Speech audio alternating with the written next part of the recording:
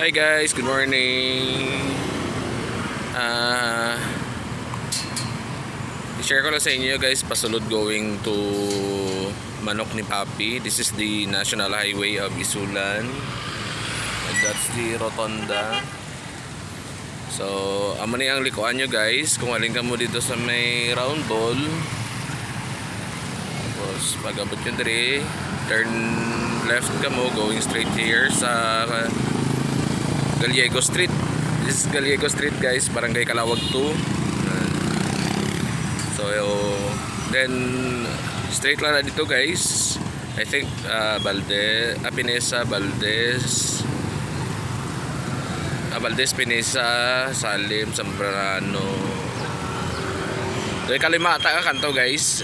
Pero sige lang guys, i-feature ko lang karon sa inyo ang kanto nga pasulod gid dito sa Manok ni Papi, kundi nga kanto.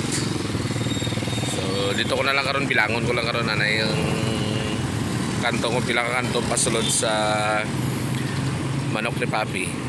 So see you there guys sa intersection pasulod sa Manok ni Papi.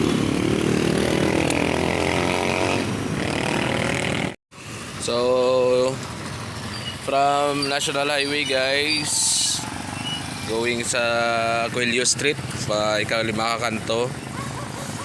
Then dito sa sunod, amo na yung dalan guys pasulod sa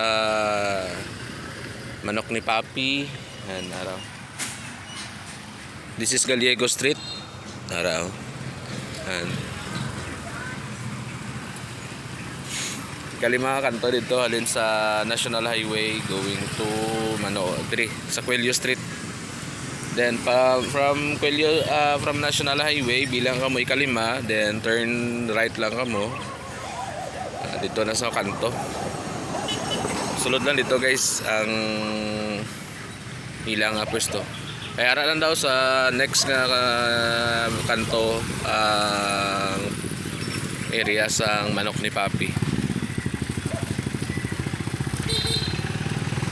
So see you there guys, dito sa may piyaka kanto . So this is corner Escoto and Coelho Street. Yan. Amo na ni guys ang area sa Manok ni Papi. Yan. Nagapangimos na sila guys. Dugo-dugo yata, open ata na sila. So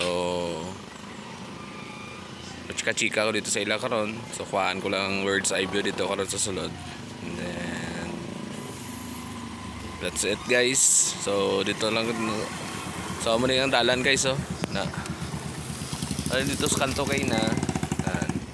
Amo na ni ang ilang area sa Manok ni Papi.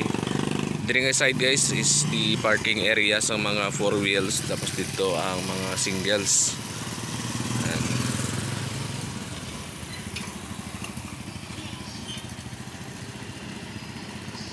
So dito lang ang matira sa sulod guys . Shout out. Yeah. Isa sa mga sikat gyapon nga siklista diri sa Isulan . So this is the last part of this video guys. And ara ang parking area sa 4 wheels diri . And diri ang mga single. Basta ara ang order nila kung mag-order ka mo ang kubo ano. Then may ara man kanana nila. So ibutang ko lang sa description box guys ang details kung ano oras sila ga-open.